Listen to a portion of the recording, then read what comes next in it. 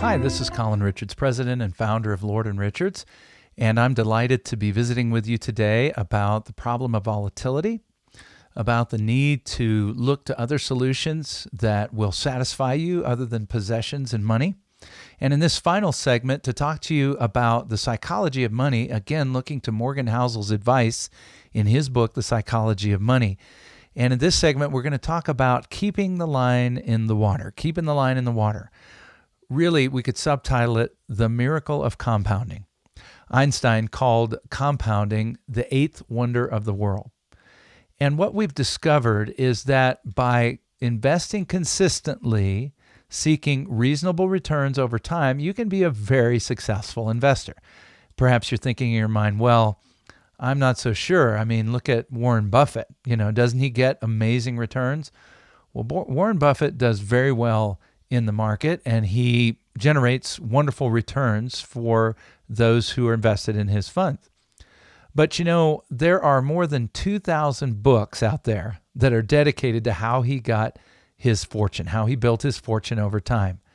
But what you'll quickly discover, and I've read some of them, including Snowball, which I think does get the point because it begins in his childhood.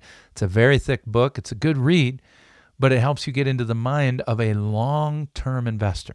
And this is the key. Many people that I talk to are looking for quick fixes, quick returns. Maybe they're behind in retirement and they're hoping we can magically start generating double-digit returns. And what that usually leads to is catastrophe and failure. Today, or at least when Morgan Housel wrote his book, Warren Buffett's net worth was $84.5 billion. How do you ever spend money like that, right? And he's part of a group that's seeking to potentially give that money away, which I think is a great idea. Well, would it interest you to know that of Warren Buffett's $84.5 billion, $84.2 billion was accumulated after his 50th birthday? That's interesting. Here's another number. 81.5 came after he qualified for Social Security in his mid-60s. The enormous, overwhelming majority of his fortune was built in a time period when many people are getting ready for or going into retirement. Now let's think about this with a little mental exercise here. What if he had done what many people do? Instead of starting as a child investor and investing for over 3/4 of a century, what if he had kind of done his thing and finally gotten around to investing in his 30s, right? And then he retired at, say, age 60. Well, even if he generated his phenomenal 22% annual returns, if he had started in his 30s with, say, $25,000, maybe built up in his 401k, and he retired at age 60 to play golf, he would have made it to not 84 billion, not even 1 billion.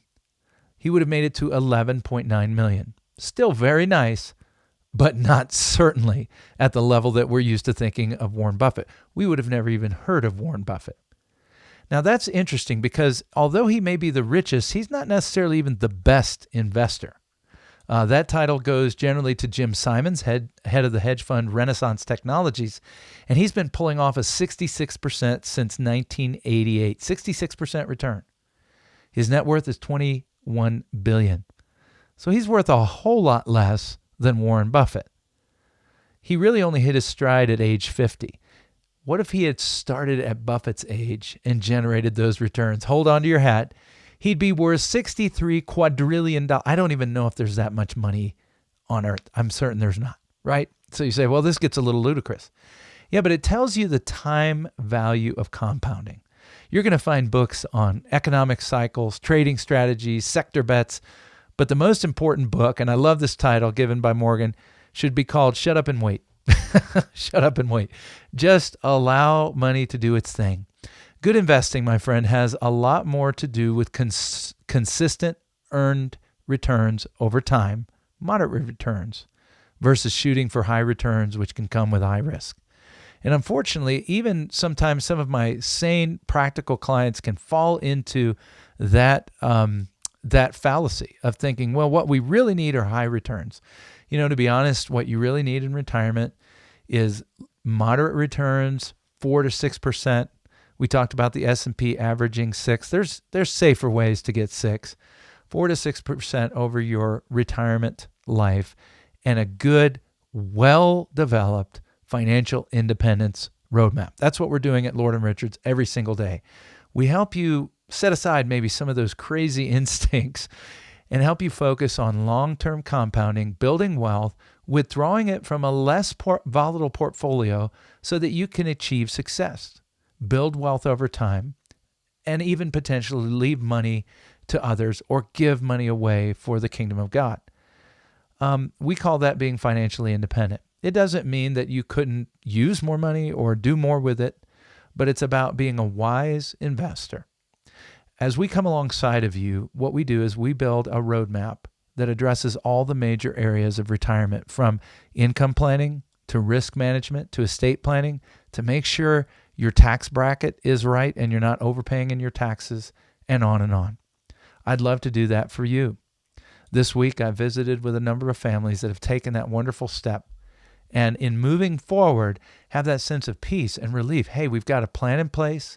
It's been tested. Everything we can think of has been thrown against it, and it's standing strong. And then we help you keep that plan up to date year after year after year. It starts with a simple phone call. There's no cost, no reason to fear as you sit down to meet with us. Talk about your goals, your concerns, and see if perhaps we can help lead you on a path towards financial independence. I would love to talk to you. I'd love to introduce you to my team and help you reach your goals.